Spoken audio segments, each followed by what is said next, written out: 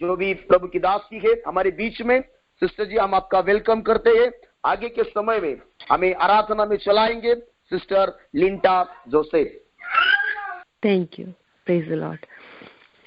तुझसा इस जहां में और कोई है नहीं, तुझ बिन आसरा मेरा है न कहीं।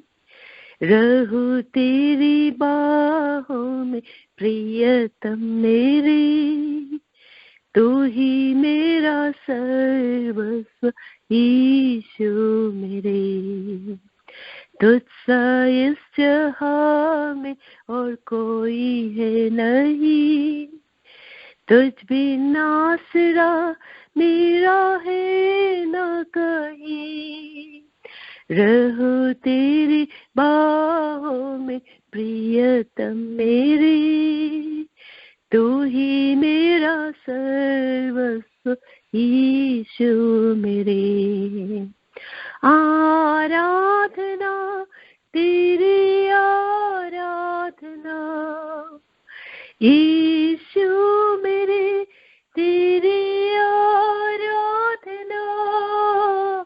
आराधना तेरी आराधना यीशु मेरे, तेरी आराधना। अर्पण करता हूँ खुद को हाथों में तेरे, धो दे मुझको तू प्रभु वचनों से तेरे। तेरी इच्छा पर ही तू मुझको चला, भर दे पवित्र आत्मा से मुझको खुदा। अर्पण करता हूँ खुद को हाथों में तेरे, धो दे मुझको तू प्रभु वचनों से तेरे। तेरी इच्छा पर ही तू मुझको चला, भर दे पवित्र आत्मा से मुझको खुदा। आराधना तेरी आराधना यीशु मेरे, तेरी आराधना। आराधना तेरी आराधना यीशु मेरे, तेरी आराधना। चलता मैं रहूं तेरी राहों पर सदा, बन के रहबर मेरा तू चला संग खुदा। तुझ पर ही बना रहे मेरा भरोसा, तू मेरी चट्टान रहो तुझ में स्थिर सदा। चलता मैं रहूं तेरी राहों पर सदा, बन के रहबर मेरा तू चलना संग खुदा। तुझ पर ही बना रहे मेरा भरोसा, तू मेरी चट्टान रहूं तुझ में फिर सदा। आराधना तेरी आराधना यीशु मेरे, तेरी आराधना। आराधना तेरी आराधना यीशु मेरे, तेरी आराधना। तुझसा इस जहां में और कोई है नहीं, तुझ बिन आसरा मेरा है न कहीं। रहूं तेरी बाहों में प्रियतम मेरे, तू ही मेरा सर्वस्व यीशु मेरे। तुझसा इस जहां में और कोई है नहीं,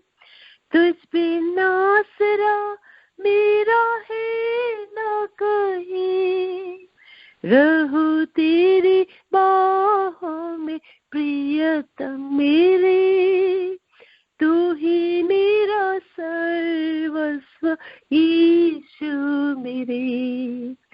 आराधना तेरी आराधना यीशु मेरे, तेरी आराधना, आराधना तेरी आराधना यीशु मेरे, तेरी आराधना, आराधना तेरी आराधना यीशु मेरे, तेरी आराधना, आराधना तेरी आराधना यीशु मेरे, तेरी आराधना। Praise God.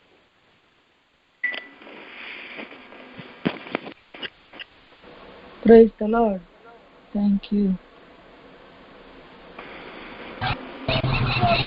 Praise the Lord. Thank you sister ji, बहुत अच्छा आराधना आपने किया है। आगे के समय में हम प्रभु के वचन की ओर जाएंगे।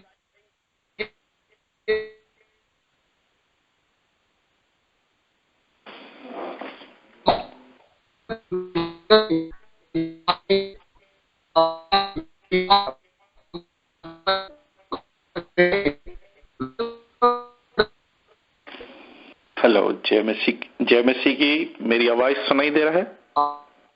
Yes, praise the Lord. Praise the Lord. Praise the Lord.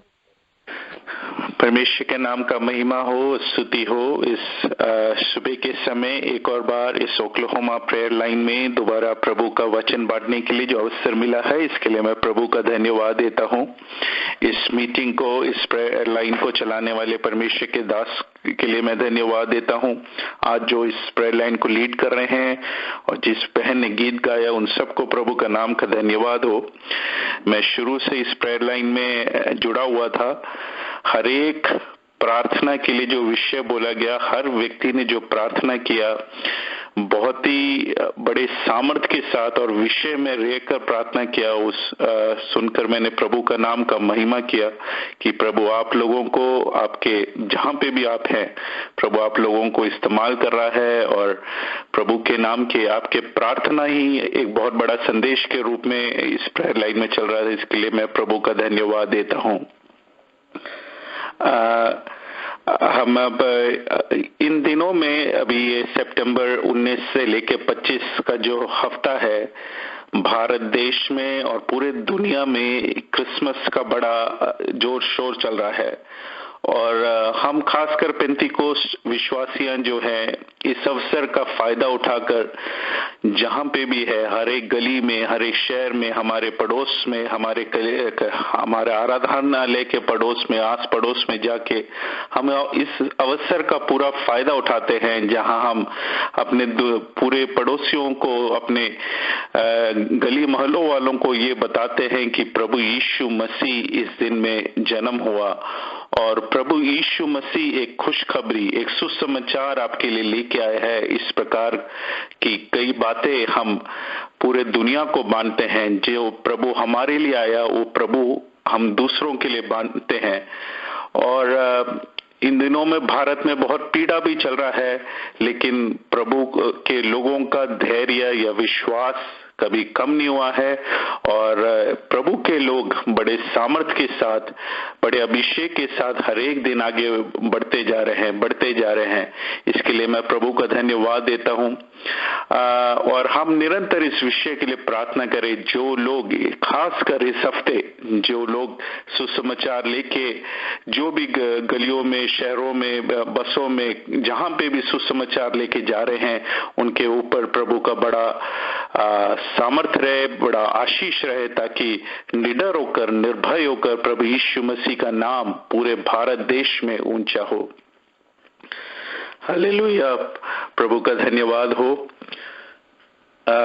आइए हम एक वचन को पढ़ें। हम ये सुसमाचार जो बोलते हैं, कई आजकल ये सुसमाचार या खुशखबरी ये है क्या? आज एक तो कलीसिया बहुत बढ़ रहा है और प्रभु का काम भी बहुत बढ़ रहा है, लेकिन इस बीच में एक जो तकलीफ आया है वो ये है कि सुसमाचार का जो वास्तविक अर्थ है वो कई लोग समझते नहीं है। कई लोगों के लिए एक ये समृद्धि का सुसमाचार है या सांसारिक सुसमाचार है या सिर्फ स्वास्थ्य या धन का सुसमाचार है, लेकिन सुसमाचार है क्या? इस विषय को हम थोड़ी देर प्रभु के वचन से मनन करेंगे। आइए हम एक वचन पढ़े, पहला कोरिन्थियों 1:18। कोई अगर लिया है तो पढ़ सकते हैं। पहला कोरिन्थियों 1:18।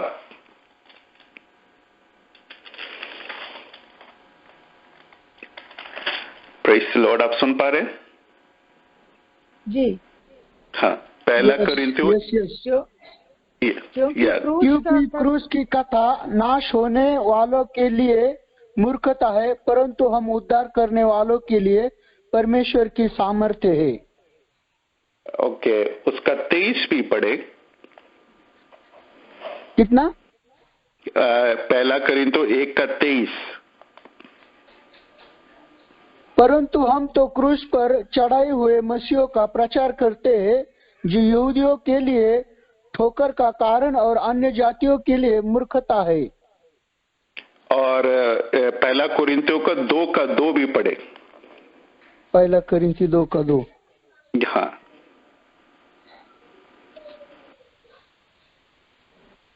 क्योंकि मैंने यह ठान लिया था कि तुम्हारे बीच यीशु मसीह वरन क्रूस पर चढ़ाए हुए मसीह को छोड़ और किसी बात को न जानूं। जो ये तीनों वचन हमने पढ़ा, अगर आप ध्यान से सोचेंगे, इन तीनों परमेश्वर के वचन में एक जो शब्द है वो बार बार जिक्र हुआ, वो है क्रूस। क्रूस का सुसमाचार, क्रूस का संदेश, क्रूसित मसीह का प्रचार करना, और कुछ भी नहीं, केवल और वह क्रूस पर चढ़ाया गया। ये तीन बातें, तीनों जो वचन मैंने पढ़े, ये तीनों एक ही चीज बताता है, क्रूस का संदेश। तो आज हमारा प्रचार का विषय है क्रूस। प्रभु यीशु मसीह जब क्रूस पे था, क्रूस से क्या सुसमाचार निकला, क्रूस से क्या संदेश निकला, यीशु मसीह का जो एक एक वाणी है वो हमें सुसमाचार का क्या संदेश सुनाते हैं। मुझे मालूम है समय कम है और ये वचन जो है आप कई बार जानते हैं। यीशु मसीह क्रूस पे जब पड़ा हुआ, किस प्रकार उन्होंने अपना शरीर हमारे लिए दिया, हमारे लिए अपना लहू बहाया, लेकिन उसके अंदर से, उसकी हर वाणी से हमें सुसमाचार का क्या संदेश मिलता है, आज हमारा पढ़ने का विषय है। पहला क्रूस से जो हमें बस संदेश मिलता है वो है क्षमा का संदेश। आइए हम पढ़े लूका रचित सुसमाचार, उसका 23 का 34 पढ़े। लूका रचित सुसमाचार, उसका 23 का 34।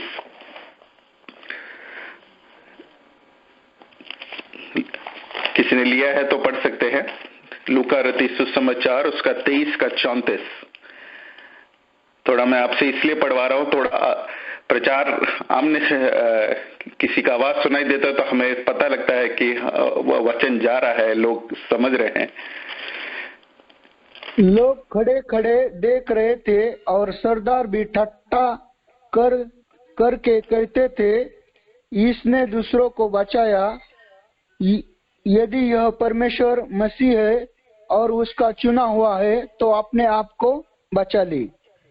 23 का 34 पढ़ना है।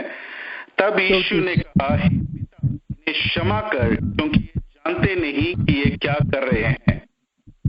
हे पिता, इन्हें क्षमा कर, क्योंकि ये जानते नहीं ये क्या कर रहे हैं। क्रूस से पहला निकलने वाला सुसमाचार है क्षमा का सुसमाचार, क्षमा का संदेश। हमें गीत गाते हैं, अपनों को तो प्यार करना सभी सिखाते हैं, लेकिन दुश्मनों को भी प्यार करना मसीहा सिखाता है। अगर दुश्मन को प्यार करना है या जिसने हमारे साथ विरोध किया है तो हमारे अंदर एक क्षमा होना चाहिए। यीशु ने हमारे पापों से हमें क्षमा किया। हमें क्या, हमारी जिम्मेदारी क्या है कि हमने जिस प्रकार यीशु ने हमें क्षमा किया वैसे दूसरों को भी माफ करना हमें एक स्वभाव अंदर आना चाहिए। ये प्रचार करने में तो बहुत आसान है लेकिन करने में बहुत मुश्किल है। हम कई प्रचार करते हैं लेकिन जिन्होंने हमें चोट पहुंचाया है, जिन्होंने हमें धोखा दिया है, उन लोगों को क्षमा करना बहुत बड़ा मुश्किल का काम है। लेकिन क्रूस का पहला संदेश जो है क्षमा का संदेश है और हमें प्रभु तैयार करे कि हम एक दूसरे को क्षमा कर पाए।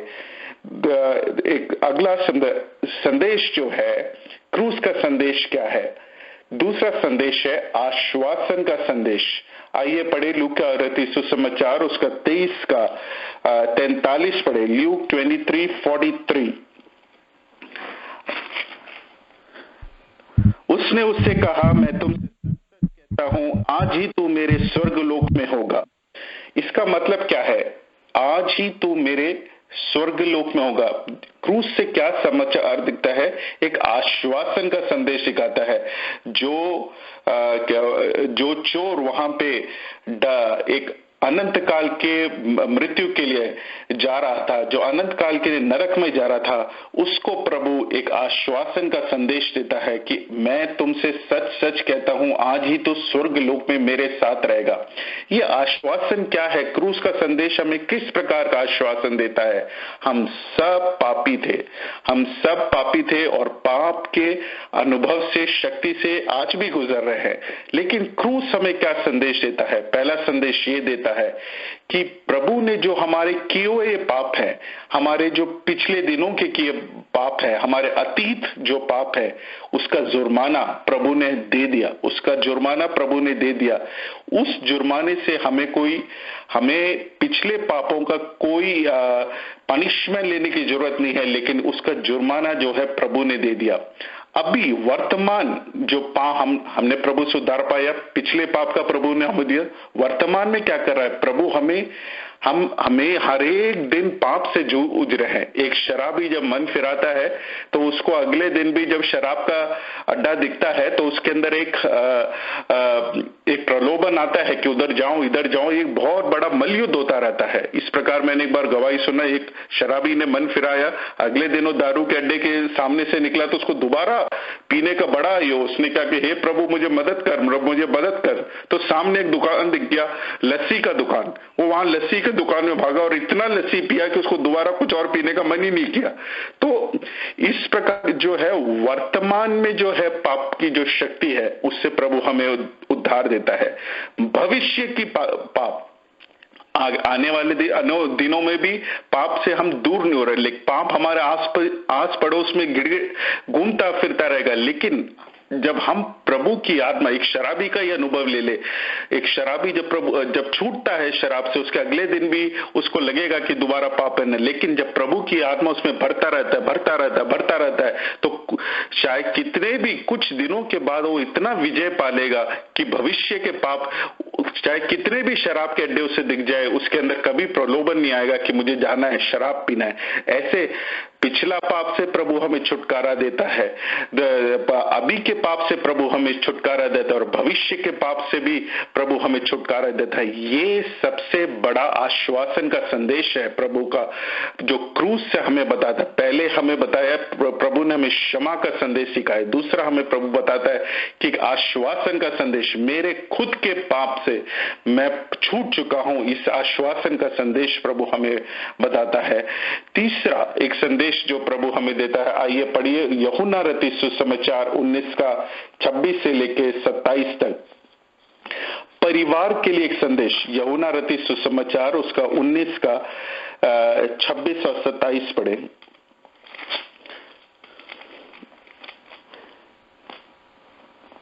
इसके बाद यीशु ने ये जानकर,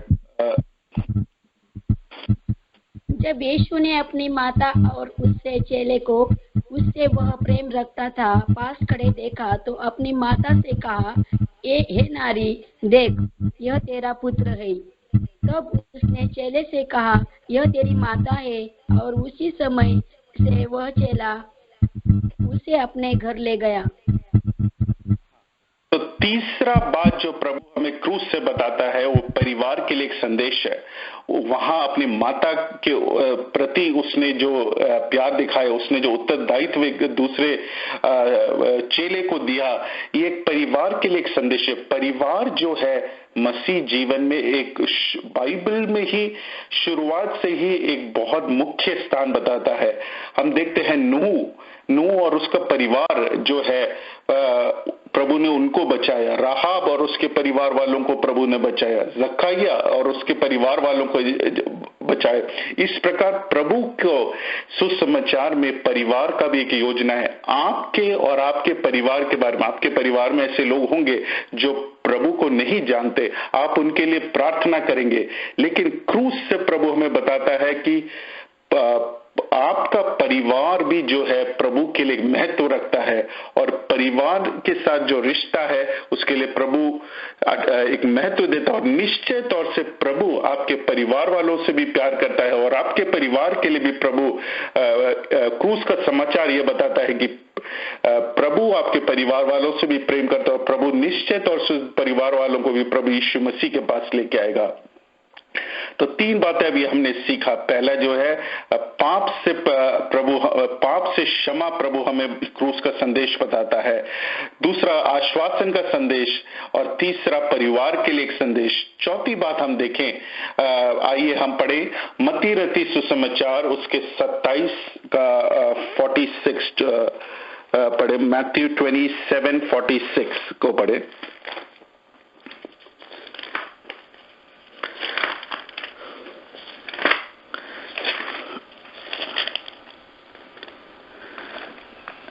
तीसरे पहर के निकट यीशु ने बड़े शब्द से पुकार कर कहा, एली एली लम्मा शबतानी, अर्थात हे मेरे परमेश्वर तूने मुझे क्यों छोड़ दिया। ये एक, जब यीशु मसीह क्रूस पे पड़ा हुआ था, ये सबसे हम कह सकते हैं एक तरह का अंधकार का समय, जब प्रभु यीशु को लगा कि उनके पिताजी ने उनको त्याग दिया और वहां वो पुकार रहा है। लेकिन ये अनुभव किस लिए हुआ? ये अनुभव इसलिए हुआ जब प्रभु यीशु मसीह ने दुनिया का सब लोगों का पाप अपने शरीर में लिया, तो परमेश्वर पिता ने, जिसकी वो आंखें पाप को देखना बर्दाश्त नहीं कर सकती थी, तो उन्होंने अपना चेहरा कुछ समय के लिए छुपा लिया। ऐसे अनुभव से क्रूस से क्या संदेश मिलता है कि ऐसा एक अनुभव प्रभु यीशु मसीह अपने पिता, जब ऐसे उनको अनुभव हुआ कि वो अकेले हो गए, प्रभु ने उन्हें छोड़ दिया, इस अनुभव से क्रूस से हमें क्या संदेश मिलता है? ऐसे अनुभव होने के कारण ही हमें जो हमारा रिश्ता हमारे पाप के कारण परमेश्वर से छूट गया था, वो रिश्ता एक हो सका प्रभु यीशु के कारण। नहीं तो एक सहभागिता का संदेश, एक फेलोशिप का संदेश। हमारे स्वर्गीय पिता, हम प्रार्थना किस प्रकार है, हे हमारे स्वर्गीय पिता, इस प्रकार हम प्रार्थना शुरू करते हैं। तो स्वर्गीय पिता से जो हमारा रिश्ता है या हमारा सहभागिता है, ये क्रूस का संदेश हमें बताता है कि प्रभु यीशु उस सहभागिता का संदेश हमें प्रभु देता है। और पांचवी बात हम सीखें जो प्रभु क्रूस का बात हमें सिखाता है, वो है पहला यूहन्ना 19 का 28 पढ़े। यूहन्ना 19 का 28 कोई पढ़े।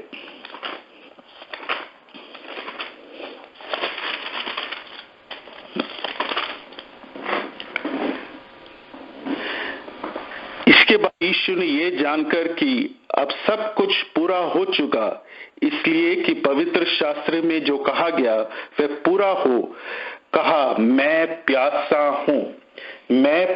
हूं।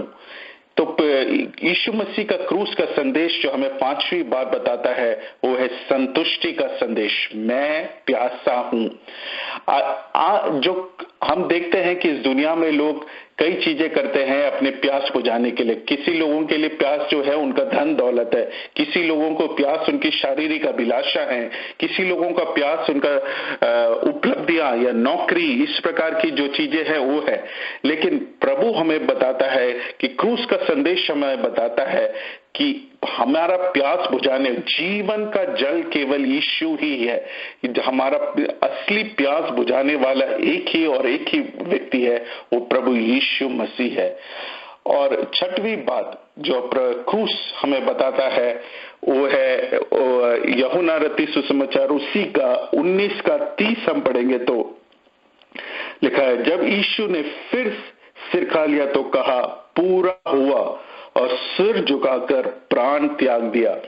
यहां पे क्या संदेश आता है कि एक पूरा होने का संदेश, फिनिश्ड वर्क का संदेश प्रभु हमें दे जाता है कि पवित्र परमेश्वर की सभी मांग मसीह के बलिदान के द्वारा पूरा और हो गया।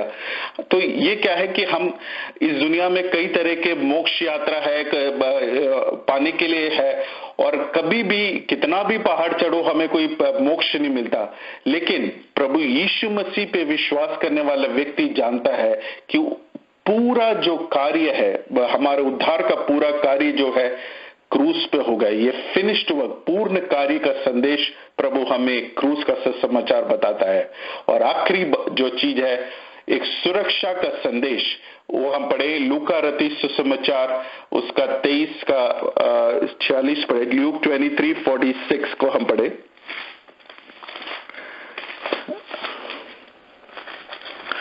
और यीशु ने बड़े शब्द से पुकार कर कहा, हे पिता, मैं अपनी आत्मा तेरी हाथों में सौंपता हूँ। और यह कहकर प्राण छोड़ दिए। हाँ, ये सबसे बड़ी चीज है क्रूस का संदेश जो है कि प्रभु हम अपने जीवन को पिता, जैसे यीशु ने अपने पिता को अपने आप को समर्पण किया, इसी प्रकार हम अपने जीवन को प्रभु यीशु में समर्पण करेंगे तो हमें इस बात की चिंता करने की जरूरत नहीं है कि कल क्या होगा, हमारा क्या होगा। हमें एक बात हमें मालूम है कि हमारी सुरक्षा, हमारा समर्पण जो है प्रभु यीशु में है, और प्रभु यीशु मसीह हमें सब कुछ, हमारी सारी बातों को संभालेगा। तो हम इस प्रकार एक गीत हमेशा गाते हैं जो हम सबके लिए बड़ा परिचित है, all to Jesus I surrender, नहीं तो यीशु को मैं सब कुछ देता हूं। इस प्रकार जब हम यीशु को सब कुछ देते हैं तो प्रभु हमारा कार्य संभालेगा। तो हमने क्या क्या सीखा क्रूस से, हमें क्या क्या सुसमाचार मिलता है? एक तो क्षमा का सुसमाचार मिलता है, दूसरा आश्वासन का संदेश मिलता है, तीसरा जो है परिवार के लिए एक संदेश मिलता है, चौथा सहभागिता का एक संदेश मिलता है, पांचवा संतुष्टि का एक संदेश मिलता है, और जो छठा है पूरा हुआ, सब उद्धार का कार्य पूरा हुआ उसका संदेश मिलता है, और आखिरी में जो हमने पढ़ा एक सुरक्षा का संदेश हमें प्रभु देता है। तो आइए प्रिय भाई बहनों और परमेश्वर के दासों, जो मैं सुन रहा हूं, ये क्रूस का सुसमाचार लेके हम सड़कों में, गलियों में इस हफ्ते जाएं और उन लोगों के लिए प्रार्थना करें कि लोग इस क्रिसमस के हफ्ते में जब सुसमाचार सुनेंगे, ट्रैक्ट देखेंगे, ये क्रूस के सुसमाचार को पहचान पाएं, और कई लोग इस साल 2022 खत्म होने से पहले कई लोग प्रभु यीशु मसीह का नाम में माने, और भारत देश में प्रभु यीशु का नाम ऊंचा हो, और हरेक घुटना टेकेगा, हरेक जी मानेगी कि यीशु मसीह ही प्रभु है। भारतीय और भारतीय के अधिकारी लोग, भारत के निवासी लोग, सब लोग यीशु का नाम ही सच्चा नाम है करके बोलेंगे, और हम इसी विश्वास के साथ हम अपने आप को वचन के लिए समर्पण करें और प्रार्थना भी करें कि प्रभु हम सबको इस कार्य के लिए इस्तेमाल करे। मुझे दिए हुए समय के लिए धन्यवाद। प्रभु आप सबको आशीष दे। आमीन। Thank you pastor ji, brother ji, बहुत अच्छा आत्मिक संदेश क्रूस के बारे में आपने हमसे बातें किया। प्रभु आपको बहुत आशीष करे। जैसा पौलुस भी कहते हैं, वी प्रीच क्राइस्ट क्रूसिफाइड, और आज क्रूस के